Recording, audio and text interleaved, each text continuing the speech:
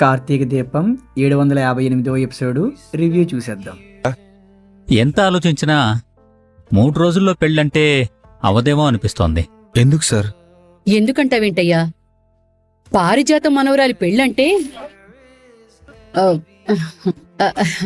శివన్నారాయణ గారి మనవరాలి పెళ్ళంటే ఆషామాషీనా? ఎంతమంది బంధువులు, ఎంతమంది చుట్టాలు. ఈ సిటీలో అతిపెద్ద కళ్యాణ మండపం బుక్ చేయాలి.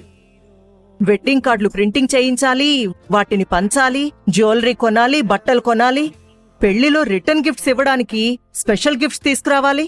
చాలా ఏర్పాట్లు చేయాలి. ఇవన్నీ 3 రోజుల్లో అంటే కష్టం. నాకు అదే అనిపిస్తోంది. నువ్వేమంటావు సూరజ్? నాకు అనిపించట్లేదు సార్. ఎందుకంటే నా పెళ్లి చాలా ఆడంబరంగా జరగాలని కోరుకోవట్లేదు. వీలైనంత సింపుల్గానే జరిపించండి. రిసెప్షన్ అంటారా మీ ఇష్టం. పెళ్లి మాత్రం ఆర్భాటంగా ఏమొద్దు. ఈ ఇంటి ముందే పందిరేసి జరిపించండి. బాబూ, ఈ దసలే వర్షాకాలం. అప్పుడొచ్చిన బంధువులకి, స్పెషల్ గెస్ట్లకి గొడుగులు పంచాలి. గ్రానీ, అయ్యయ్యో, నేను సూరజ్ని ఏం అనట్లేదే బాబూ. అమ్మో, ఇప్పుడే నువ్విలా అడ్డుపడుతుంటే మెళ్ళో తాళిపడిన తర్వాత సూరజ్ మీద ఈగ కూడా వాళ్ళనివ్వదేమో. చెప్పేది విను. ఆ సూరజ్, నువ్వు చెప్పమ్మా. సూరజ్కి ఇంట్లో పెళ్లి జరగాలని కోరిక. నాకెప్పుడు చెప్పాడో ఆ విషయం అప్పుడే చెప్పాను అందరికీ. మరి నువ్వేమనుకుంటున్నావు? సూరజ్ ఇష్టమే నా ఇష్టం. విన్నావా మావయ్య? సూరజ్, జ్యోత్స్న వాళ్ళ పెళ్లి ఈ ఇంట్లోనే జరగాలనుకుంటున్నారు. మీ పెళ్లి ఈ ఇంట్లోనే జరిగింది కదరా. ఈ పెళ్లి కూడా అలాగే ఈ ఇంట్లోనే మంటపం వేసి చేయించండి. ఏమంటావు నాన్న? అమ్మా సుమిత్ర, నీ మాట ఏమిటి? పెళ్లి చేసుకునే వాళ్ళే కావాలని కోరుకుంటున్నప్పుడు నేనేం చెప్తాను మావయ్య? ఈ ఇంట్లోనే జరిపించండి. నాకు సంతోషమే కదా. ఓకే, ఇంట్లోనే గ్రాండ్ గా జరిపిద్దాం. వద్దు సార్, సింపుల్గానే జరిపించండి. అది కాదు బాబూ, బంధువుల్ని పిలవడానికైనా టైం ఉండాలి కదా. అందరూ అవసరం లేదండి. ముఖ్యమైన వాళ్ళని పిలవండి. నాకంటూ ఎవరూ లేరు కాబట్టి నా తరపు నుంచి ఎవరూ రారు. ఏంటి, ఎవ్వరూ లేరా? ఎంత మాటన్నావు సూరజ్. నిన్ను నా చిన్న కొడుకు అనుకుంటున్నాను. మేమే దగ్గరుండి నీ పెళ్లి చెయ్యాలి అనుకున్నాం. బావా, నా మాట నేను వెనక్కి తీసుకుంటున్నాను. సూరజ్కి మేం అవసరం లేదంట. సార్ సార్ సార్ సార్, నా ఉద్దేశం అది కాదు. మరి నాకు మీరు తప్ప ఎవరూ లేరు కదా అని నేను చెప్పాలనుకుంటున్నాను. ఓహో, ఓకే ఓకే, అన్నమాట వెనక్కి తీసుకుంటున్నా కాబట్టి క్షమించేశాను. బావా, సూరజ్ తరఫున బంధువులం మేమే. మీకిక్కడే చెప్పేశాను కాబట్టి ప్రత్యేకమైన పిలుపు అవసరం లేదు. మిగిలిన వాళ్ళందరికీ ఆన్లైన్లో చెప్పేయండి. మరి ఏర్పాట్లు? కార్తీకు, దీప చూసుకుంటారు. భోజనాలు? దసరా చూసుకుంటాడు. షాపింగు? సుమిత్ర చూసుకుంటుంది. బానే పురమాయిస్తున్నారులేండి. వీళ్ళకి పెళ్లి జరగడమే మాకు ఆనందం పారిజాతం. మాకంటే ఎక్కువగా ఆనందంగా ఉండాల్సింది పెళ్లి కొడుకు, పెళ్లి కూతురు. సూరజ్ సింప్లిసిటీ గురించి తెలిసిందే కదా. పెళ్లి పెద్ద ఆర్భాటం లేకుండా సింపుల్ గా చేయమంటున్నాడు. రిసెప్షన్ గ్రాండ్ గా చేద్దాం. కార్తీక్, మీ తమ్ముడు పెళ్లి బాధ్యత మొత్తం నీ భుజాల మీదే ఉంది. అమ్మదీప, నీ భుజాల మీద కూడా. ఎందుకంటే మీరు జ్యోత్స్న పెళ్లి బాధ్యతలు తీసుకుంటాము అన్నారు. ఇప్పుడు అనుకోకుండా సూరజ్ పెళ్లి బాధ్యతలు కూడా మీరే తీసుకోవాల్సి వచ్చింది. ఈ పెళ్లికి పెద్దలు, బాధ్యలు అన్నీ మీరే. ఎంత కావాలన్నా తీసుకో, ఎంతమంది అసిస్టెంట్స్ కావాలన్నా పురమాయించుకో.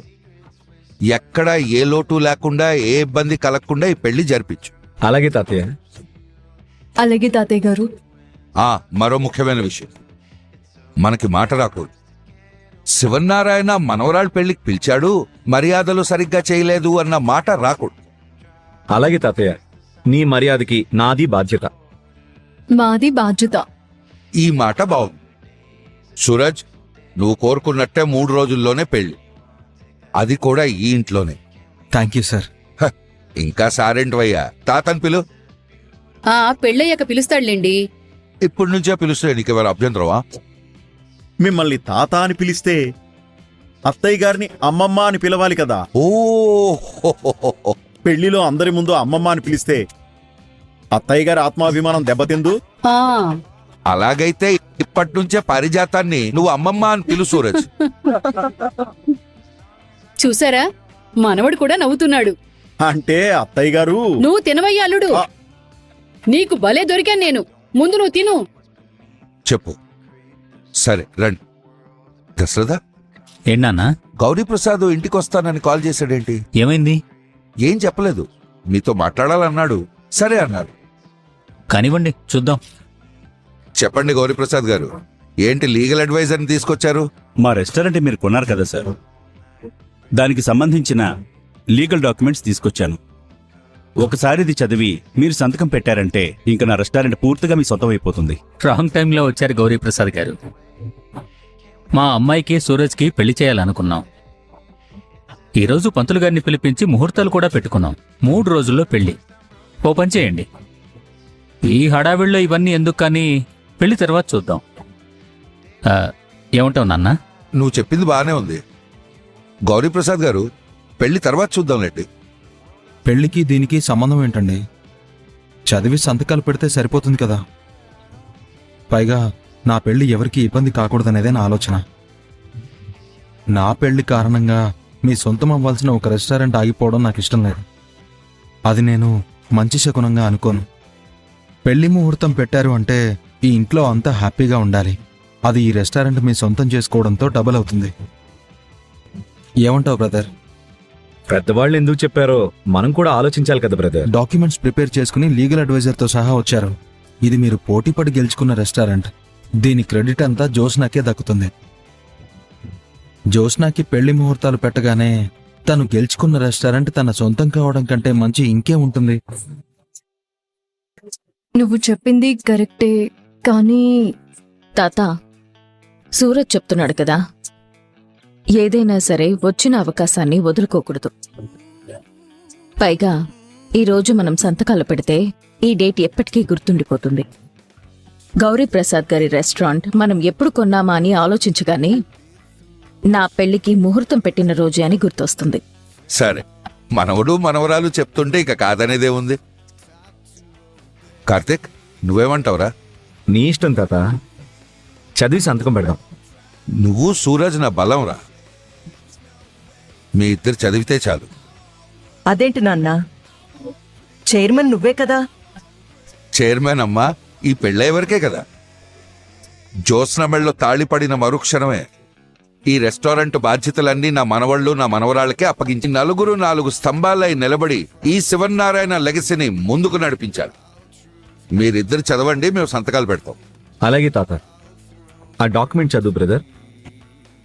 అంతా మీరు కోరుకున్నట్టుగా ఉంది సార్. కార్తిక్, నువ్వు చదువు. దీపా, సూరజ్ జోష్న కాబోయే భర్త.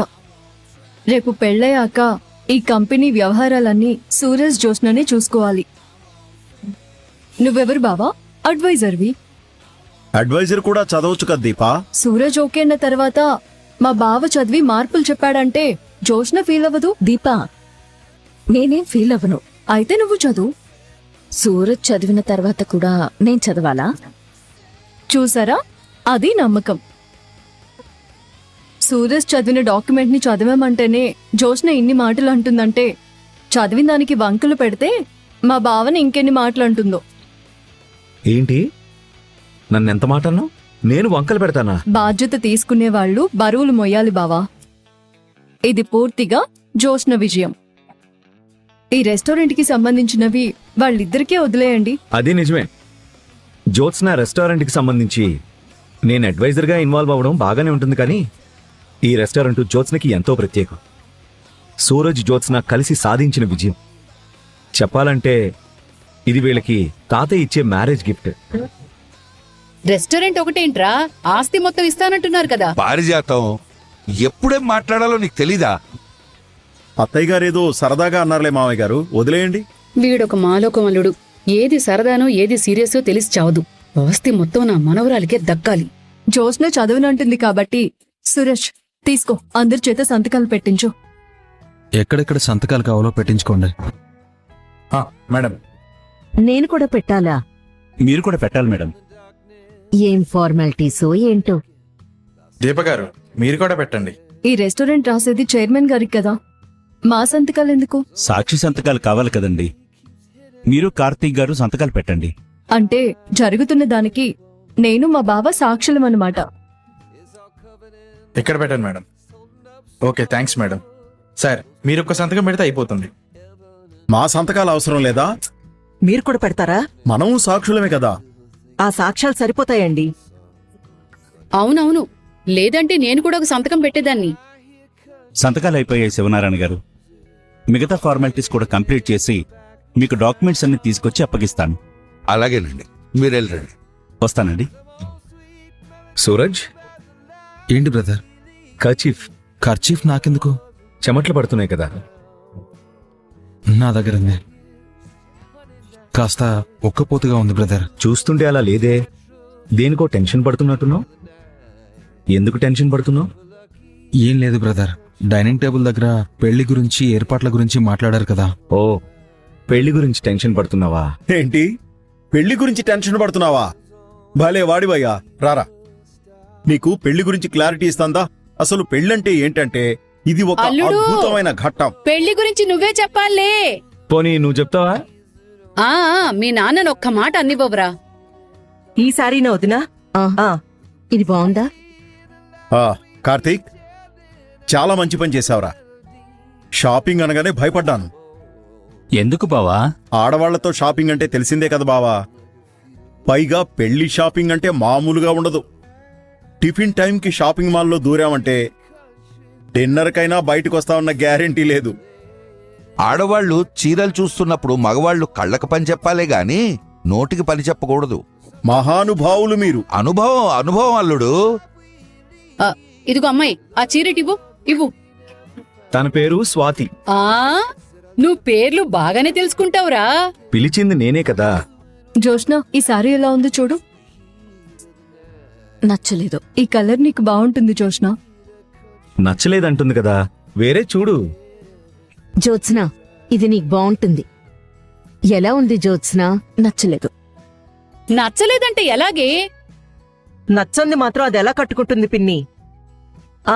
జ్యోత్స్న, ఇదిగో ఈ రంగు చీర నీ ఒంటికి చాలా బాగుంటుంది. అమ్మ దొంగ, సిగ్నల్స్ ఇక్కడి నుంచి వెళ్తున్నాయా? నచ్చలేదు అంతే కదా. అబ్బా, దాన్ని చెప్పనివ్వు పిన్ని. అది అదే చెప్తుందిలే. అసలు దాన్ని చెప్పనివ్వు. నువ్వు చెప్పవే జ్యోత్స్న. నచ్చలేదత్తా. ఏది చూసినా నచ్చట్లేదు. ఒక పని చేద్దాం, మనందరం కలిసి ఒక శారీ సెలెక్ట్ చేద్దాం. ఈ ఆలోచన బాగుంది. అత్తయ్య గారు, మీరు చూడండి. మీరు చూస్తున్నారు కదమ్మా, చూడండి. నా సెలక్షన్ దానికెక్కడ నచ్చుతుంది? బాగుందీపా, చాలా బాగుంది. వదినా, నువ్వు చూడు. చాలా బాగుంది వదినా. ఇది మనందరికీ నచ్చింది కాబట్టి ఇప్పుడు దానికి కూడా నచ్చుతుంది. అమ్మా స్వాతి, ఈ శారీ మా జ్యోత్స్నకి వేసి చూపించు. ఈసారి పెళ్లి కూతురికి నచ్చిందో లేదో తెలియాలంటే ఒంటి మీద వేసి చూపించవలసింది పెళ్లి కూతురికి కాదు. మరెవరికత్తయ్య గారు? నేను చెప్తా. ఎవరికత్తయ్య? ఉండండి, నేను చెప్తాను కదా. బాబు, ఈ శారీ ఓకేనా? పారిజాతం, చీర కట్టుకునేది జ్యోత్స్న. చీర కట్టుకునేది జ్యోత్స్నే అయినా నచ్చింది అని తలూపవలసింది సూరజేనండి. సూరజ్ తలూపాల? అవునలుడు. జ్యోత్స్న భుజం మీద చీర వెయ్యగాని ఈవిడిగారు ఆయన వంక కళ్ళెత్తి చూసి నచ్చిందా అని కళ్లతోని అడగడం, ఆయన గారేమో కళ్లతో నచ్చలేదు అని చెప్పడం. గత 3 చీరల నుంచి ఇదే జరుగుతోందల్లుడు. మరో 30 చీరలు వేసినా ఆవిడగారు చూడ్డం మానదు, ఆయన గారు తల అడ్డంగా ఊపడము మానడు. అలా మెడ తిప్పి తిప్పి ఎక్కడ సూరజ్ మెడ పట్టేస్తుందోనని భయపడి నేను ఈ చీర తీసుకొచ్చాను. గ్రానీ, అయ్యయ్యో, నీ కష్టాన్ని నేను అర్థం చేసుకున్నానే. నువ్వు మాత్రం ఎన్నిసార్లు కళ్ళు తిప్పుతావు? నీ కళ్ళు మాత్రం నెప్పి పెట్టవా ఏంటి? బాబూ, ఈ చీర ఓకేనా? ఈ కలర్ ఓకేనా? నువ్వు ఓకే అంటేనే మేం మిగతా పనులు చూసుకుంటాం. తనకి నచ్చిందే తీసుకోమనండి. నీకు నచ్చిందే తనకి నచ్చుతుంది. నీకు నచ్చిందో లేదో చెప్పు. నీకు నచ్చిందో లేదో చెప్పు. నచ్చిందండి. హా? అమ్మయ్యా అమ్మయ్యా! పెళ్లి కొడుకి చీర నచ్చింది. గ్రాని ఏమైంది నీకు? ఇంత అల్లరి చేస్తావేంటి?